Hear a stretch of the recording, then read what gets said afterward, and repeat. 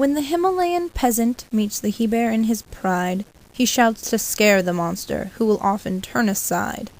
But the she-bear thus accosted rends the peasant tooth and nail, for the female of the species is more deadly than the male. When Nag the basking cobra hears the careless foot of man, he will sometimes wriggle sideways and avoid it if he can, but his mate makes no such motion where she camps beside the trail, for the female of the species is more deadly than the male. When the early Jesuit fathers preached to Hurons and Choctaws, they prayed to be delivered from the vengeance of the squaws.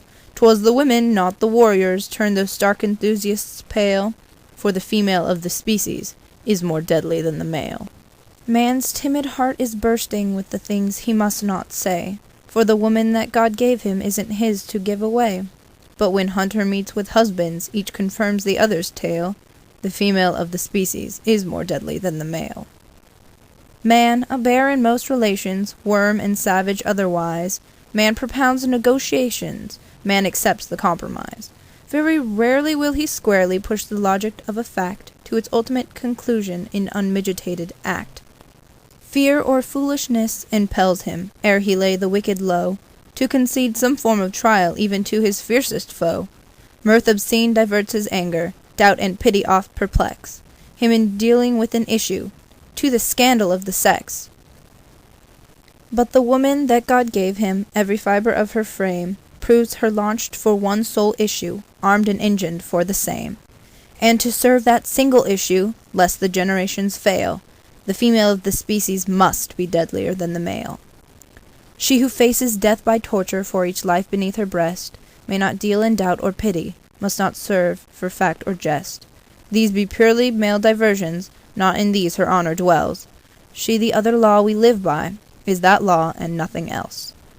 She can bring no more to living than the powers that make her great, as the mother of the infant and the mistress of the mate. And when babe and man are lacking and she strides unclaimed to claim her right as femme and baron, her equipment is the same. She is wedded to convictions in default of grosser ties. Her contentions are her children, heaven help him who denies. He will meet no suave discussion, but the instant white-hot wild, wakened female of the species, warring as for spouse and child. Unprovoked and awful charges, even so the she-bear fights. Speech that drips, corrodes, and poisons, even so the cobra bites. Scientific vivisection of one nerve till it is raw, and the victim writhes in anguish, like the Jesuit with the squaw. So it comes that man, the coward, when he gathers to confer with his fellow braves in council, dare not leave a place for her, where at war with life and conscience he uplifts his erring hands to some god of abstract justice, which no woman understands.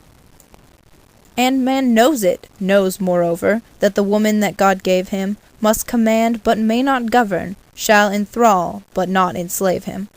And she knows, because she warns him, and her instincts never fail, that the female of the species is more deadly than the male.